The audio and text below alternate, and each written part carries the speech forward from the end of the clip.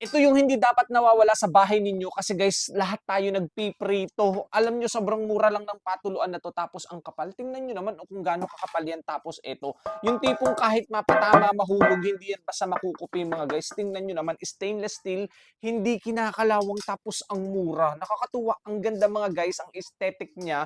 Tingnan nyo, sobrang cute lang pati. Oh, hindi yan basta kinakalawang mga guys. Tapos eto, hindi rin basta to nasisira or natatanggal. Ang cute mga guys, makapal yan. Tama-tama to mga guys kapag lagi kayo nagpiprito ng isda, ng fish, ng fried chicken, ng pata, o kaya nag-steam ka ng gulay, pwede mong patuluin dito. Ang ganda, di ba? Yung mga mantika ng mga pinrito ninyo mga guys, talagang masasahod nito.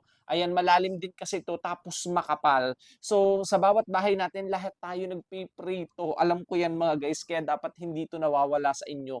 Ang maganda dito mga guys, makapal siya, tapos hindi kinakalawang. So pangmatagalan talaga yung tipong kahit mabagsak, kahit mapatama sa mga lababo ninyo, hindi yan basta makukupi. Lalo na to, tingnan niyo naman, oh, sobrang ganda, ang kapal talaga, 'di ba? Pangmatagalan, di mo kailangan bumili ng paulit-ulit tapos hindi siya kinakalawang. Napakagamitin talaga nito mga guys. Lahat tayo nagpiprito kaya dapat meron kayo din ito. Yung tipong maganda, aesthetic pa, oh. Tingnan niyo naman, 'di ba?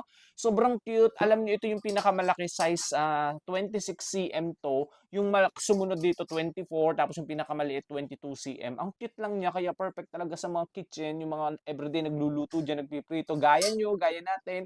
Naku, check out nyo na to, sobrang mura lang. Tingnan nyo naman ang kapal pa.